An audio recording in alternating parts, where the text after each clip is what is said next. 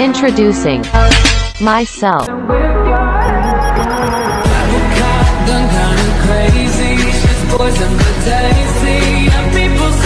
Selamat sore semuanya, Shalom. Perkenalkan, nama saya Ratnawati, program studi teologi.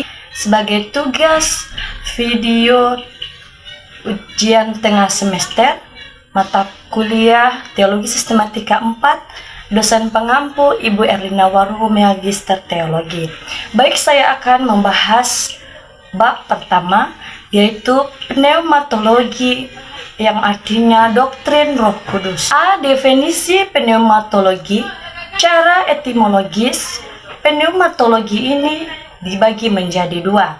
Yang pertama, pneuma, yang berarti angin atau nafas. Kedua, logos. Logos ini yang berarti suatu perkataan dan digabung menjadi ilmu yang mempelajari tentang Roh Kudus.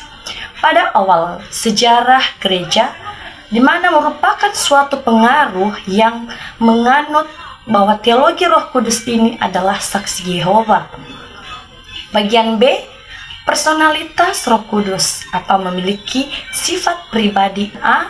Roh Kudus ini memiliki akal budi, kecerdasan, dan pengetahuan serta pikiran, dan Roh Kudus ini juga meneliti bahwa kedalaman dari Allah dan menyatakan pada orang percaya bahwa apa isi hati Allah itu dan tersampaikan kepada kita. Dan B. Pengetahuan, bagaimana seseorang manusia tidak memiliki kesadaran atau secara pengetahuan dan pikiran Allah. Bagian C, pikiran.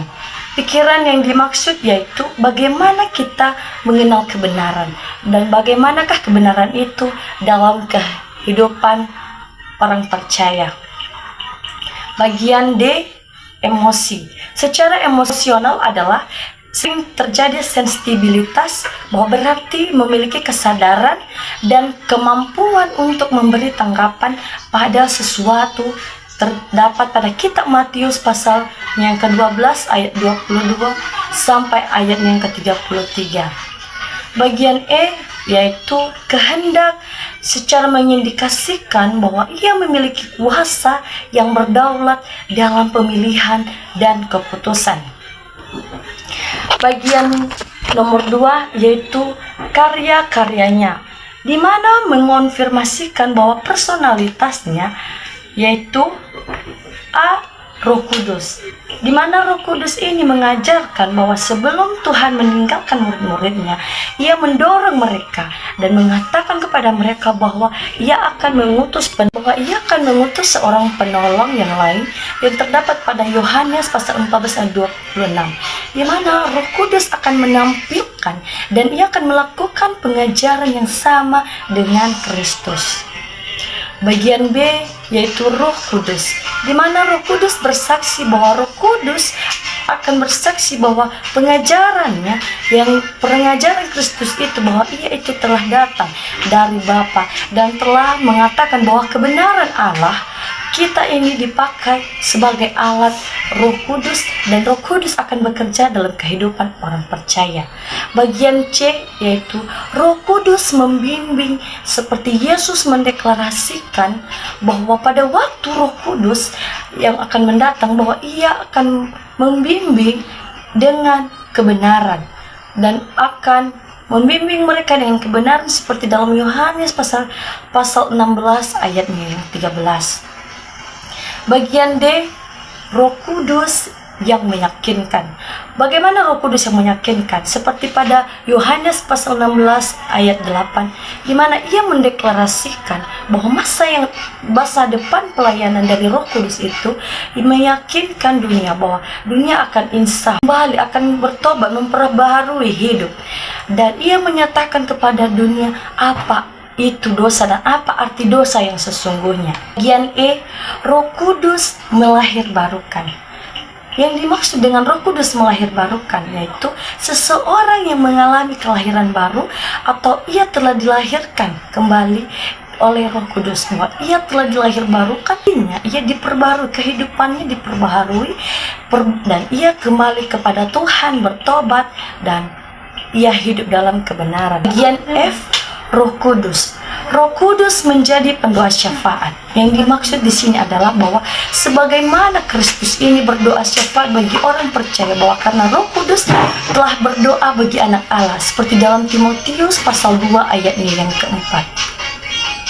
Bagian G yaitu Roh Kudus memerintah. Bagaimana dengan Roh Kudus memerintah ini? Terdapat pada Kisah Para Rasul pasal 13 ayat yang kedua, bahwa di mana Yesus mengatakan bahwa Roh Kudus memerintahkan Paulus dan Barnabas untuk dikhususkan agar orang-orang pada waktu itu kembali kepada Tuhan, mengingatkan jemaat-jemaat Tuhan di Korintus untuk kembali kepada Tuhan.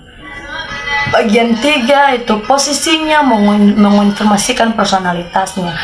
Yang dimaksud di sini terdapat beberapa bagian. Bagian A yaitu Roh Kudus.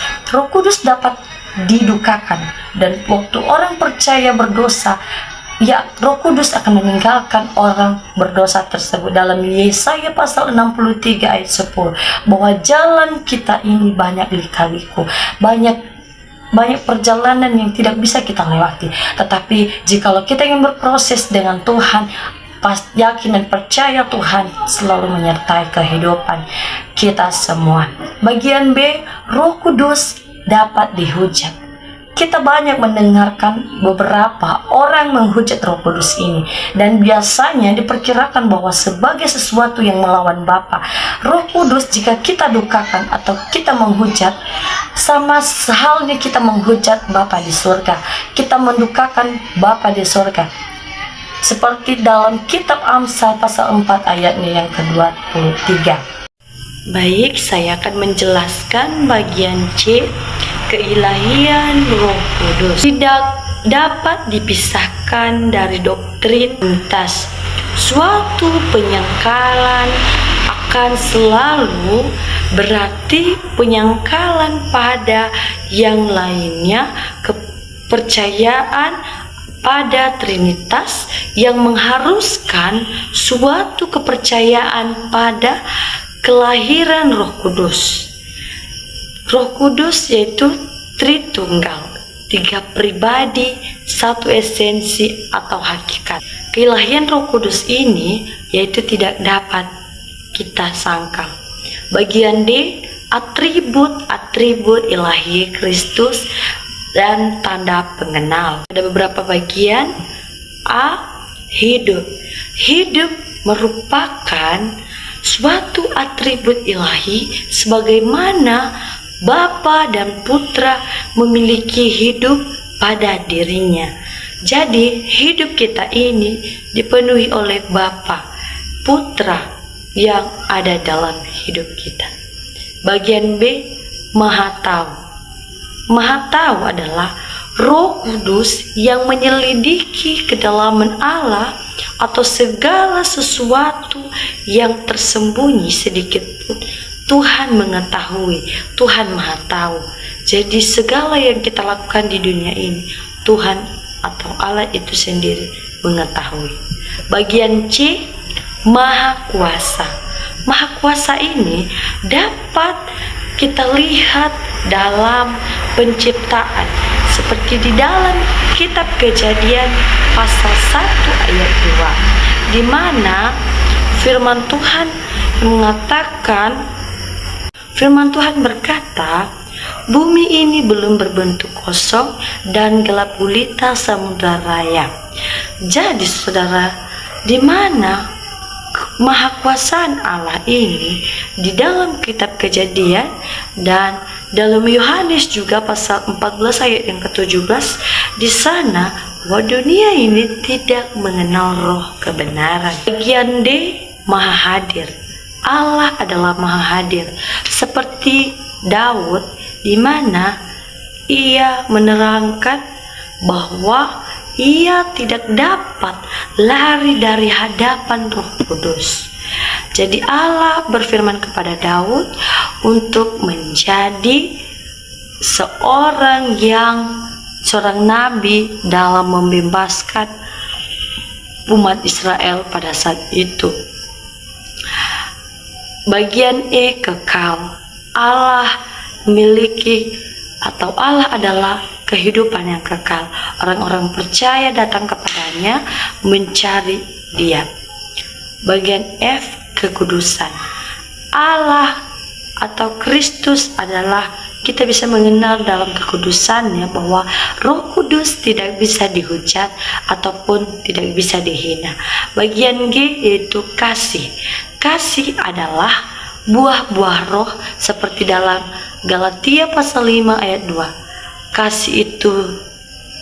Kasih itu sabar, kasih itu sukacita, kasih itu seperti dalam kitab Galatia pasal 5 ayat 22, firman Tuhan yang berkata, kasih sukacita, damai sejahtera, kemurahan, kebaikan, kesetiaan, dan kelemah lembutan, terakhir penguasaan diri. Jadi kita mengenal Allah dengan kasih. Dan bagian H yaitu kita mengenal atribut atau Kristus sebagai tanda pengenalan Allah, yaitu kebenaran. Allah adalah Allah yang memiliki jalan dan kebenaran. Hanya kepadanya orang-orang percaya datang. Bagian E, karya ilahi Roh Kudus. Sekali lagi, bagian karya ilahi dari Roh Kudus.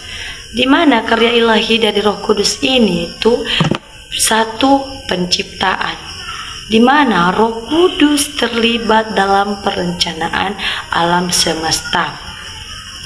Jadi semasa penciptaan atau Allah membuat karyanya dengan menciptakan isi bumi ini.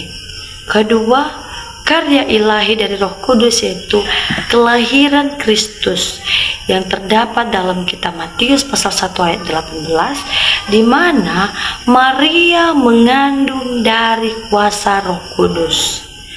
Maria mengandung dari kuasa Roh Kudus. Allah berfirman, Allah bernubuat bahwa akan ada atau akan datang seorang penebus atau juru selamat yang akan menebus setiap umat manusia yang ada di bumi. Bagian 3, karya ilahi dari Roh Kudus yaitu inspirasi kitab suci, yaitu dalam 2 Petrus sudah dipimpin oleh Roh Kudus. Jadi setiap tulisan atau setiap firman yang ditulis itu semua berasal daripada Allah. Bagian 4, regenerasi. Dalam Titus pasal 3 ayat 4, di mana memberi hidup dan mengalami yang namanya kelahiran baru. Yang dikatakan di sini yaitu kita sebagai orang percaya memberi hidup, dan kelahiran baru ini tidak harus kita kembali ke kandungan atau kita kembali dilahirkan. Yang dimaksud adalah kita sudah mengalami hidup baru, sudah mengalami yang namanya pertobatan, meninggalkan hal-hal yang tidak baik, hal-hal duniawi, hal-hal yang jahat, hal-hal yang tidak berkenan di hadapan Allah. Jadi kita memberi hidup kita hanya sepenuhnya kepada Yesus Kristus. Bagian 5, perantara. Perantara dalam kitab Roma pasal 8 ayat 26, bahwa Roh Kudus menyampaikan setiap keluhan-keluhan kita. Jadi jika kita merasa tidak memiliki semangat, kita merasa capek, kita merasa hidup ini sudah tidak ada manfaatnya, dan Roh Kudus tetap terus mengingatkan kita sebagai umatnya Tuhan atau orang-orang percaya, dan Ia menyampaikan kepada Bapa. Roh Kudus menyampaikan kepada Bapa bahwa kita memiliki keluhan yang sudah tidak sanggup atau sudah tidak bisa lagi kita kerjakan. Bagian 6, pengudusan. Pengudusan dalam kitab 2 Tesalonika pasal 2 ayatnya yang ke-13, bahwa orang percaya dipersatukan dengan Kristus. Orang percaya dipersatukan dengan Kristus. Jadi orang percaya ini yang dimaksud, bahwa orang-orang yang sudah hidup dalam kebenaran dan hidup yang baru akan dipersatukan oleh Allah. Jadi kita yang sudah benar-benar hidup di dalam Tuhan, kita berkenan di hadapan Tuhan, tidak melakukan dosa, tidak melakukan suatu perbuatan yang tidak disukai oleh Tuhan. Yang kita sudah hidup dalam Tuhan, mengerjakan hal-hal yang baik, berbuat baik, mengerjakan keselamatan, menjangkau jiwa-jiwa, membimbing setiap, memperbarui hidup dalam setiap perbuatan tingkah laku kita masing-masing. Bagian 7, penolong. Penolong yaitu orang-orang kudus yang dalam Yohanes pasal 14 ayat 16, di mana Roh Kudus bekerja sebagai penolong. Jadi di saat kita mengalami yang namanya kesulitan, di saat kita mengalami namanya duka cita, kita sering mendengarkan bahwa Roh Kudus akan menghibur dan Roh Kudus akan menolong, memberikan pertolongan bagi orang-orang yang percaya kepada Yesus Kristus. Jadi, jikalau kita sedang mengalami hal-hal yang duka cita mendalam, Tuhan tidak meninggalkan kita. Ia memberikan Roh Kudus, dan Roh Kudus akan bekerja dalam kehidupan orang-orang yang sedang mengalami nama kesulitan, mengalami namanya duka cita. Tuhan selalu bersama-sama dengan kita. Roh Kudus tetap menjadi penolong dalam kehidupan orang-orang percaya. Sekarang saya membahas bagian F, presentasi Roh Kudus, yaitu pertama, pakaian. Bagaimana kita mengenal representasi Roh Kudus ini dengan pakaiannya, yaitu yang dimaksud dengan ia memperlengkapi kuasa Roh Kudus agar kita sebagai orang-orang percaya dengan kuasa Roh Kudus, Tuhan akan mampu membimbing kehidupan kita. Kedua, yaitu representasi Roh Kudus dengan merpati setia. Yang dimaksud di sini yaitu merpati di saat Yesus dibaptis oleh Yohanes Pembaptis, di mana Roh Kudus turun ke atasnya melalui merpati, di mana merpati turun ke atasnya, di mana di sana makna yang kita ambil di sana adalah merpati adalah melambangkan kesucian, kesetiaan, dan memiliki hati yang tulus, dan melambangkan kemurnian, kesucian. Jadi merpati ini dipakai sebagai contoh untuk kita orang-orang percaya bahwa kita sebelum berhidup baru harus benar-benar percaya kepada Tuhan, memiliki hati yang tulus, dan menjauhi yang namanya dosa. Sekarang nomor 3 yaitu jaminan. Jaminan dalam kitab 2 Korintus pasal 1 ayat 22, di mana sudah menebuskan bahwa kita sudah ditebus dan kita juga sudah menerima yang namanya keselamatan. Jadi kita sudah dibayar lunas oleh Tuhan di atas kayu salib, dengan Ia mencurahkan darahnya di atas kayu salib, hanya menebus dosa-dosa manusia yang ada di muka bumi ini. Jadi kita sebagai orang-orang atau orang yang sudah diselamatkan oleh Tuhan, marilah kita hidup dalam Tuhan. Marilah bahwa Tuhan sudah menjamin kita dengan Ia sudah disalibkan di atas kayu salib. Keempat, yaitu api. Representasi Roh Kudus ini kita bisa melihat dalam api, di mana bahwa lambang api ini dalam Kisah Para Rasul pasal 2 ayat 3, di mana pada waktu itu adalah pada hari Pentakosta, murid-murid Tuhan Yesus pada saat itu dikuasai oleh Roh Kudus. Jadi seluruh bangsa dari berbagai daerah berkumpul, dan mereka mengalami yang namanya mengalami namanya kuasa Roh Kudus. Jadi mereka berbahasa atau menggunakan bahasa yang bahasa Roh Kudus. Jadi mereka tidak tahu apa yang mereka katakan karena mereka sudah diliputi oleh kuasa Roh Kudus itu sendiri. Kita bisa melihat representasi Roh Kudus ini itu minyak. Minyak yang dimaksud ini yaitu kita bisa melihat Maria meminyaki kaki Yesus. Ia menemani dan bercerita tentang firman Tuhan kepada Yesus, dan Maria meminyaki kakinya, dan kita bisa melihat representasi Roh Kudusnya. Dan ke-8 yaitu materai. Materai ini yaitu hal yang menunjukkan bahwa kepemilikan Allah, bahwa materai kita sudah dimateraikan oleh Allah dan kita sudah dibayar lunas oleh Tuhan. Ke-9 yaitu air. Air ini adalah selama peristiwa itu Yesus memproklamasikan. Jadi air adalah suatu alat atau media Tuhan bahwa kita mengenal Tuhan melalui air atau waktu dibaptis selam. Jadi Yesus Kristus dibaptis oleh Yohanes Pembaptis pada saat itu di Sungai Yordan. Ke-10 yaitu angin.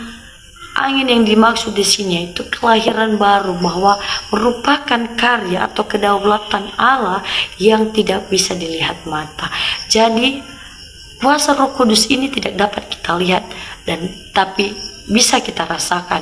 Di orang-orang yang sudah hidup dalam kebenaran firman Tuhan, maka ia merasakan hal yang ada yang Tuhan sudah berikan. Bagian G yaitu pelayanan Roh Kudus dalam menjelaskan kelahiran baru yang melibatkan regenerasi kepada Nikodemus, yang mengingatkan dia bahwa hal-hal itu diajarkan di dalam Perjanjian Lama, yaitu pasal 3 ayat 5. Bagian H, Roh Kudus mendiami manusia secara selektif atau sementara.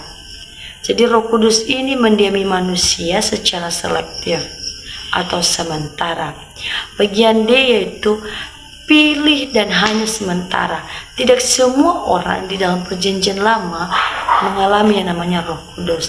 Ia mendiami orang-orang yang benar-benar membuka hati dan memberi diri untuk menerima Roh Kudus.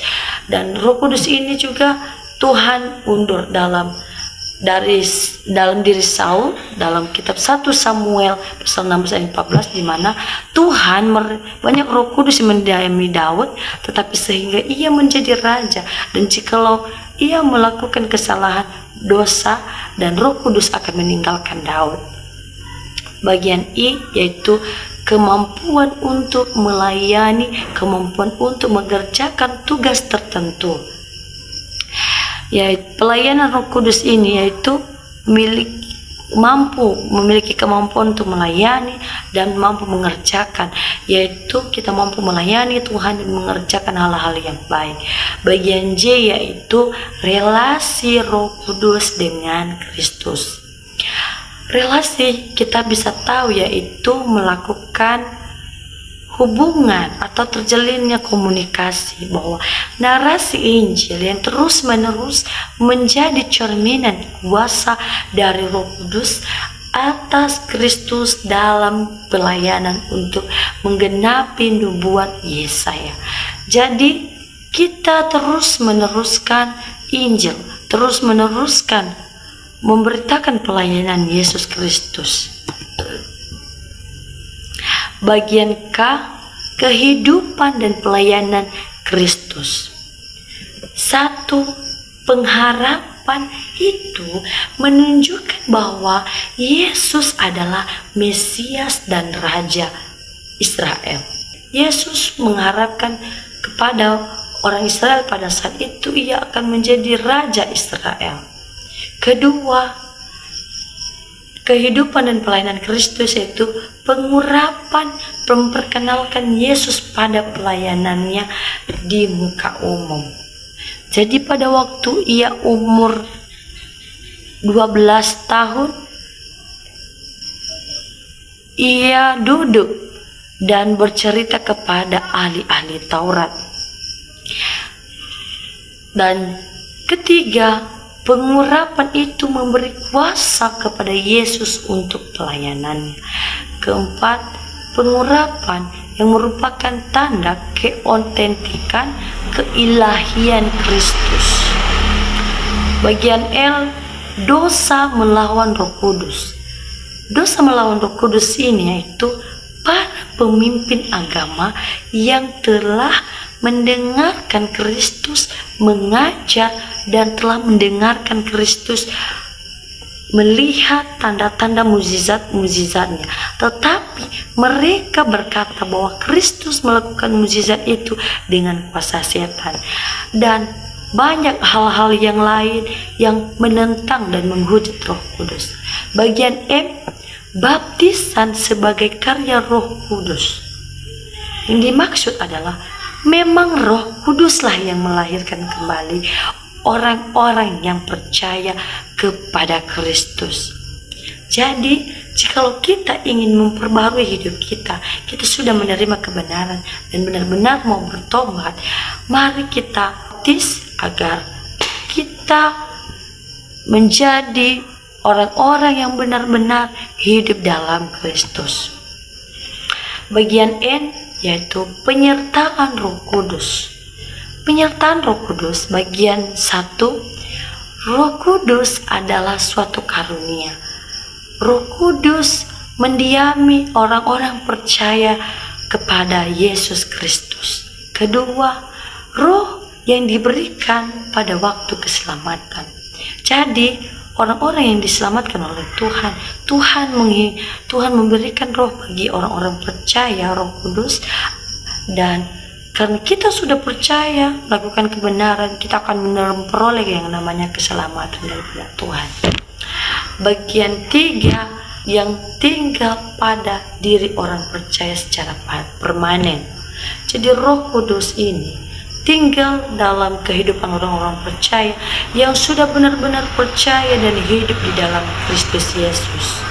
Bagian 4, pemateraian Roh Kudus adalah salah satu dari banyak karya Allah yang ditunjukkan pada orang percaya.